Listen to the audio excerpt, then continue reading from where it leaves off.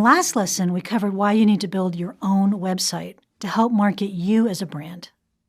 In this lesson, I'll explain some tips for building your professional brand website, such as not using advertising on your page, using your name for search engine optimization, and building your portfolio.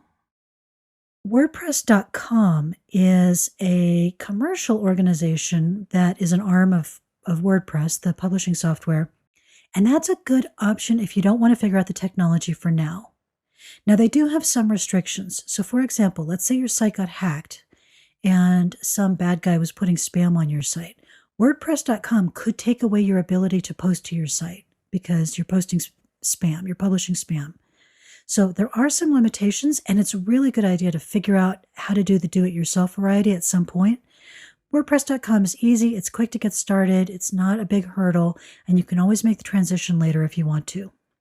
And in fact, WordPress.com does make it pretty easy to do this. You can even register your domain there on WordPress.com. They charge a fee. It's a little more than some of the other registrars, but only a few dollars.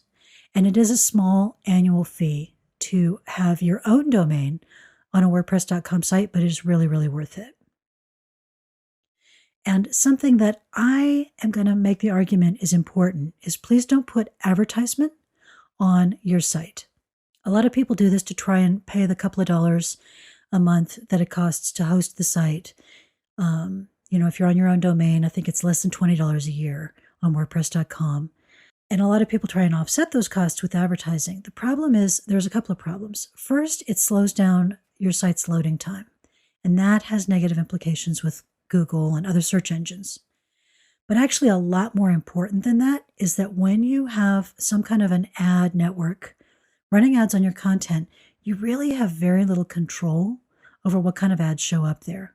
I mean, I think they give you some basic controls, like, they're not going to put an ad to some adult content site, but you really can't vouch for the ethics or the business practices of the companies that are advertising on your site. You really just don't want to do that.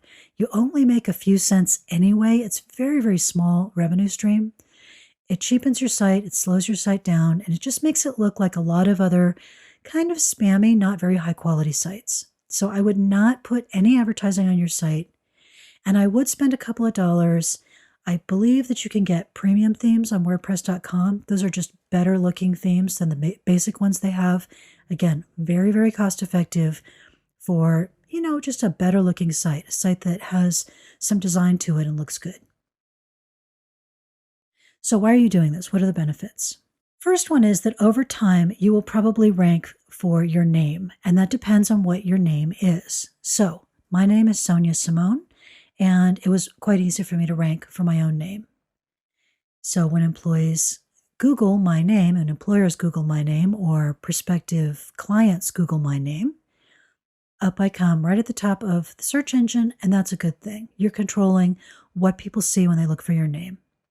Now, my business partner's name is Brian Clark. It's a common name, and there are, in fact, some other people who have done notable things who also have that name.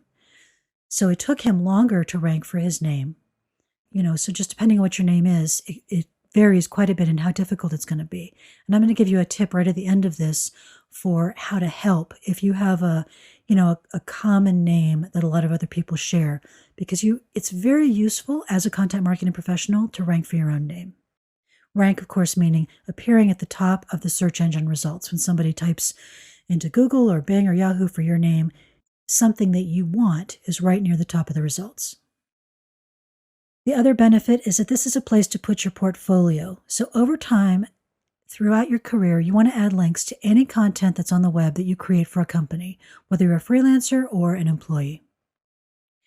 It's also a place to put your personality and put your writing. Now, hopefully it goes without saying, you do not want to put your drunk spring break photos here, depending on what kind of company you're applying to. But give people a sense of what it's like to work with you.